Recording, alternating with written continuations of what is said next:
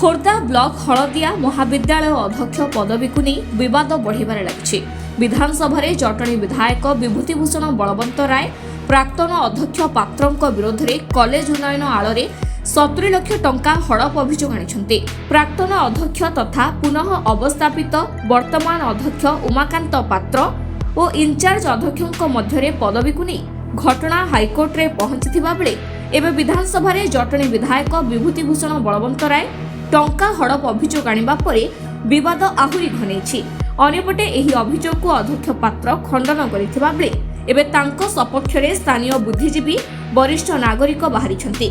आज गीता भवन रे आयोजित एक खबरदाता सम्मेलन रे विधायक आनिथिबा अभियोग भित्तिहीन कपड़ कल्पित उद्देश्य प्रणोदित बोली कहिसंती। एही घटनार पुंखानुपुंख जांच सह दोषीक विरोध में कार्यानुष्ठान दाबी करिसंती।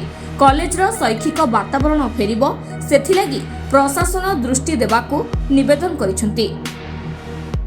जे भी अध्यक्ष रहंतु कॉलेज शांति फेरि आसु पिला माने जे प्रकार भयभीत होइक अछंती किबा कर्मचारी जे प्रकार भयभीत होइक अछंती सेमान को शांति आसु एवं कॉलेज जेमति सुरक्षित चले जो मान दोषी अछंती सेमान दंडबाद नहीं विधायक कुमार से जोटा हेरफेर करना से कहते जे कॉलेज विभिन्न कर्मचारी नाम अध्यक्ष महोदय पैसा टंका उठे कम को त्वरान्वित कर विषय स्पष्टीकरण प्रति विधायक उठे धन्यवाद यहाँ विधानसभा उठे धन्यवाद किंतु विधायक महोदय को आम अनुरोध करूँ जरिया मीडिया भाई जरिया